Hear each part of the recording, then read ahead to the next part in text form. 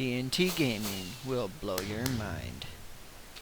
Hello YouTube, Robo3840 for TNT Gaming. And Strategy 733. And we're doing more Dungeon Defenders. So this is the second level called, what is it called? Foundries and Forges? Foundries and Forges, right. So at this point, this one's a little bit more spread out than the last one you see. We have 3 different entry points. Well, technically 6, but basically 3. Oh, bugger, my bad. Okay. My bad. That's okay. We should be able to manage. I was trying to drop mana for you and I hit the wrong button. Oh well. So there's hotkeys in this one where you can push G to ready up for the next wave. Otherwise you have to run all the way back to your crystal, but it's so much easier just to press G.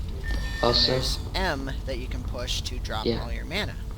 Yeah. And that's there's a test version you can get of this, and not all those hotkeys work for that test version. So. Oh, not all the hotkeys work in the trial? Nope. Okay. So, G, I believe. G doesn't, and you can only have 5,000 banked mana at a time. Right, and there's like a level cap. But anyways, there's I don't think I mentioned this in the previous video, but you can get this game on Steam. There's a demo if you want to try it out. That it does the first 2 levels. It has a level cap at, I think it's 10, isn't it? Is it 10 or 15? Possibly. I think it's 10. It's been a while since I played the demo. Yeah. Hurry up, we only got like 5 seconds. Because of my bad.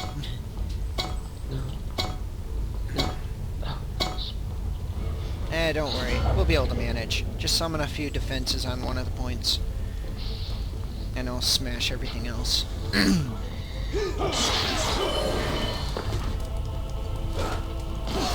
So you can get it on Steam, but there's a demo version the demo version has the first 2 levels. It has a level cap of about 10 or 15, like I said.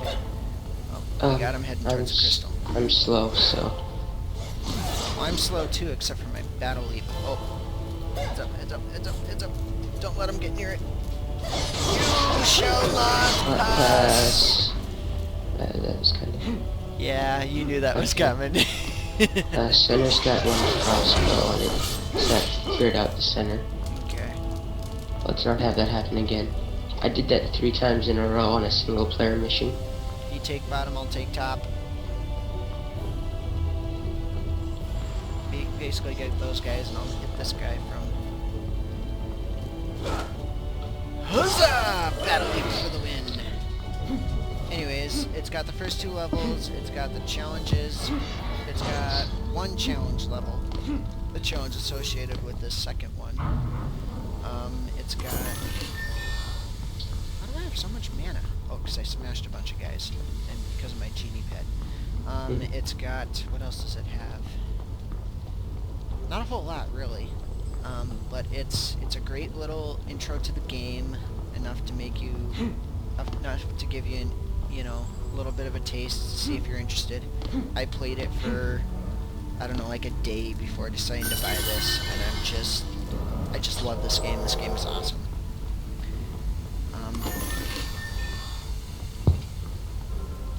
Anyways, enough of the commercial, and back to the game. Yeah. Do you want me to summon any defenses, or do you think you got it covered? I think I can get it. Okay. My dust.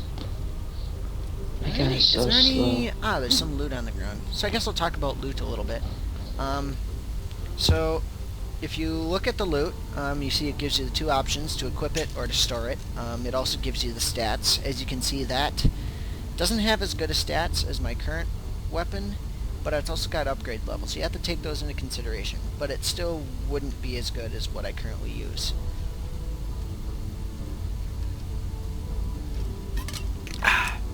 Sorry there, had to get some water. The trick thing about the Berserker, and there's a couple other, there's the Series EV and the Jester, although it's mainly a problem with the Berserker, is that they can equip 2 weapons. The Series EV and the Jester, they switch between the 2 weapons, but with the Jester, he's dual wielding, and so it's hard to take those you know, like that shows it in a red box, how it shows the item in a red box. It's hard to really evaluate that well for your character because it's only going to compare it to one of your weapons, and I can't exactly remember which one, but it won't compare it to the other one, and it doesn't like decide to compare it to the worst, it just decides to compare it to just one of them. So it's something you really have to take into consideration when you're playing the Berserker. Really, But throughout the whole game, you have to take into consideration because it might show that this weapon's best, but really it's best for your melee attack while you have a tower person. And so you're gonna really want to look through all the loot through the levels, so you make sure you get exactly what you want. right, that is actually a very valid point.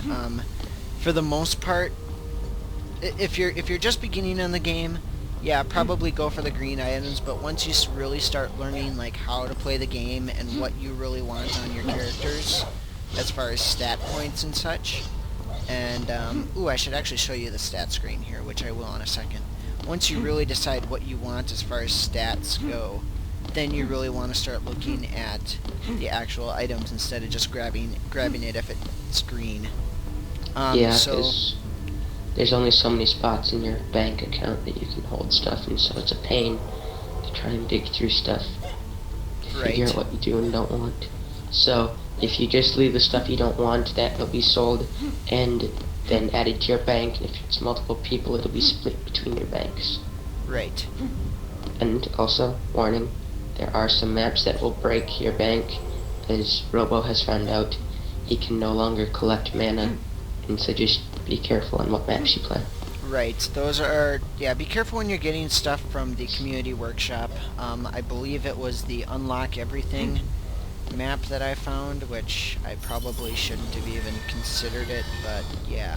So it's actually broken my bank, where when we start this wave, it should say, have like a blue number saying so much mana was added to your bank from the items that are sitting around, but it will not show that for me because my bank is broken. And I'm honestly not too happy about it. And no matter what he's done, he can't figure out how to fix it. I've tried uninstalling the game, I've tried playing it on a different computer, I've tried, you know, getting rid of all my community maps, I've tried everything, and I cannot get it to fix. So the only way I've actually been able to find a way to get mana is through a different map that it's called the Mad Mana map, and basically it's a copy of the tavern where whenever you hit some of the practice dummies, it puts your bank at full. But if it weren't for that, I would not be able to have any mana at all. And depending on what type of game you're playing, if you're playing with other people you don't know, you can pick up weapons that are extremely OP. And oh right, some of these community maps, they also have basically hacked items. I know there was actually a map I was playing recently that it had an item that my level 1 could equip, but its stats were like that of like, I don't know, something for like maybe a level 90. And that was before upgrades. It was ridiculous. Yeah, because I have a couple of those, and I don't know. It's debatable. I mean, I'll probably keep them, but I won't use them until I feel that my character is actually at that point of actually using them. Yeah. Because, I'm sorry, those stats were just way too high for a level 1. Yeah. Ghost, this attack. Oh, yeah. So, I was going to show you guys the hero stats. So, beans, these defenses are pretty solid right now. I guess I'll do that. So if I hit I, it brings up my inventory over here. It shows you the different weapons I have on, and my pet, and my armor and such. And over here are my hero stats. So, This character I'm having a hard time leveling because it's just the stances are awesome and the normal stats are awesome. But if I show you some of my other characters, you'll see that they're basically very specialized. Like my DPS characters are all the hero stats, my tower characters are all tower stats, Leveled up.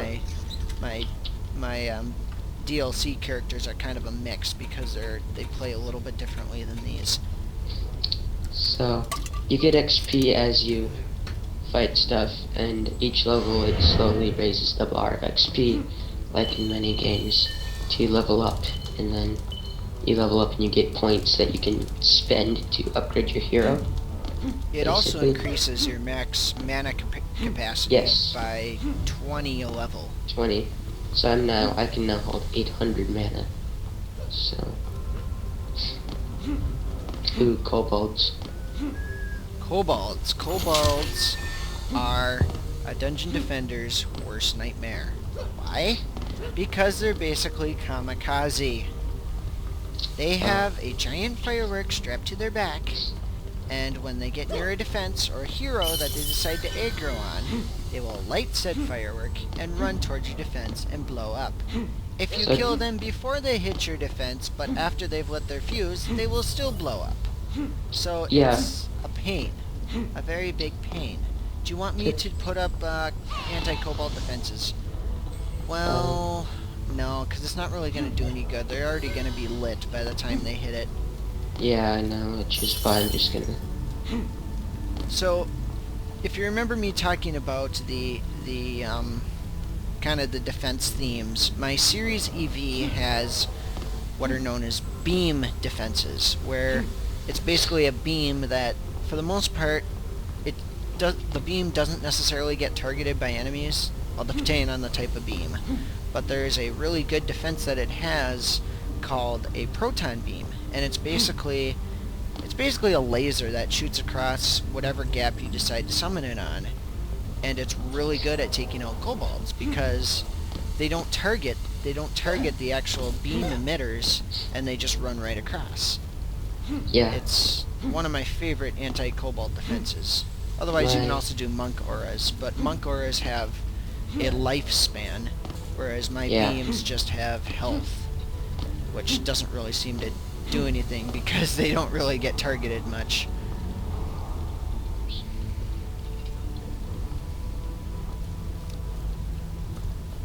So with the next wave, we're actually going to see another enemy, but I'll leave you guys in suspense for what's coming.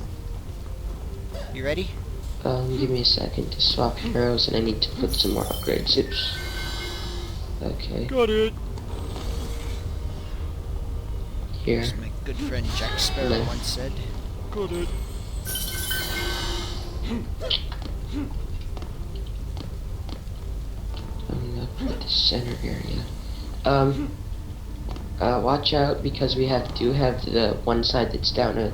Oops. It's down a harpoon? Yeah. Because of DU. Oh, right. Because we're at 75 of 80 DU. And so harpoons take more than that. So yeah, that's probably something I should explain. Is if you look in the upper right, you'll notice that it says defense units 75 of 80. And that's basically each tower has a set amount of defense units that it takes. For example, harpoons, I believe they take 6. Oh yeah, they're lighting as soon as they get in, as soon as they spawn. Yeah. But honestly, it didn't do enough damage that I can even repair the defenses, which I suppose is good.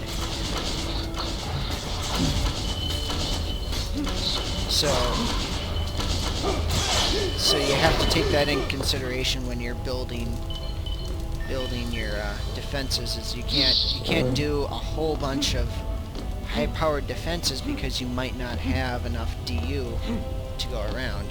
So I know these take 6. Yeah. I'm not sure how much the barricades take. Wait, did it say?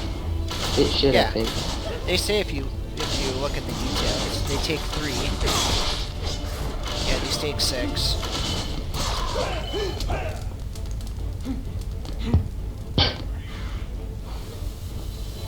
Kobolds. And kaboom. Kaboom. Those things are a pain. Make sure when you're doing stuff like this where you know you'll have kobolds to keep your defenses well away from those blockades like that, because the kobolds have attack range, and so when they blow up, it will actually hit your defenses behind. Right. Which is important. That's a very good point. I've had towers that were destroyed by kobolds, but the barricade in front of them wasn't destroyed. They just kept getting hammered by kobolds. Because towers have a higher health, basically. Barricades. Barricades. Barricades. I'm gonna have to mute my mic here a second, guys, so okay. I will be back in a little bit. So, right now I'm just gonna be upgrading everything. Mostly the defenses, because that's what we, well, not defenses, the shooting attackers, because the barricades, tongue-tied, are going to be fine because I have some rather nice tower defenses. So, can I have your mana, Robo? Thank you. Got 2s on everything, so I'm just gonna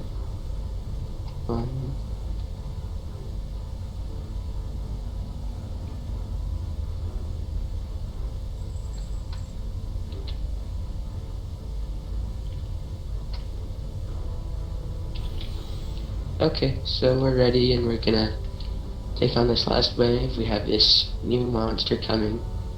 He is very scary, depending on how much health he might have.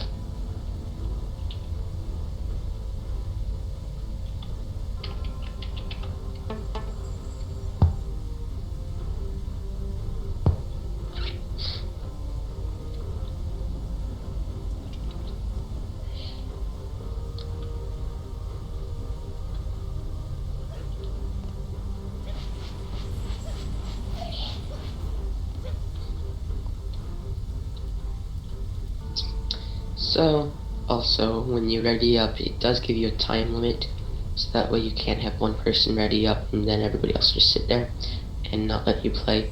So after you're ready up, it will begin after a certain time, and each time you have more people ready up, because you can have more than 2 players, it will shorten the time limit. And so, that is why we'll be starting in 10 seconds, whether or not Robo is ready. So, my crossbows should be able to hold everything off, so we'll be sitting near the center, because that's where this enemy shall be coming from. But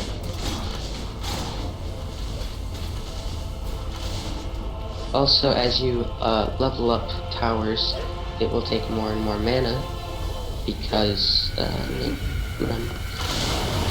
kobolds. Pesky things blow up. So, let's see, we're doing fine.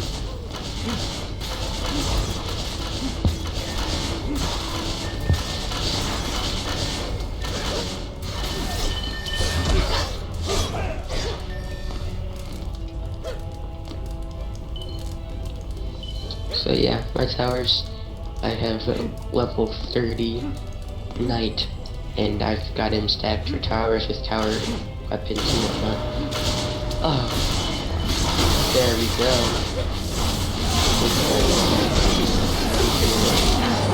And he's dead. At later levels, they get more and more health. That one only had 30,000, but we've seen them up to 110,000 health. So that can be smashed on for a while before it finally dies. So,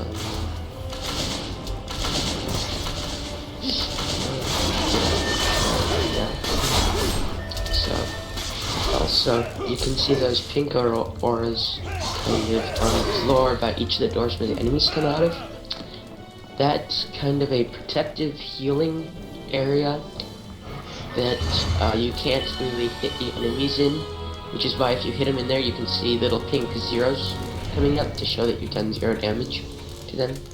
And so that just gives the enemies you can't just sit in place.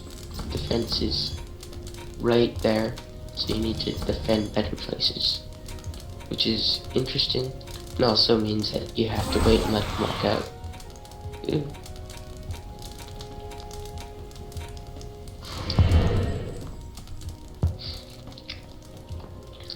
So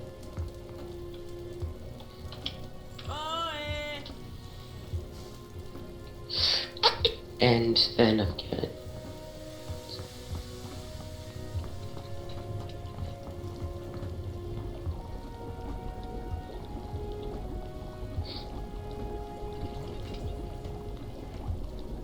So anyways, guys, that has been Foundries and Forge for Dungeon Defenders. As always, please like and subscribe, and we'll see you in the next video.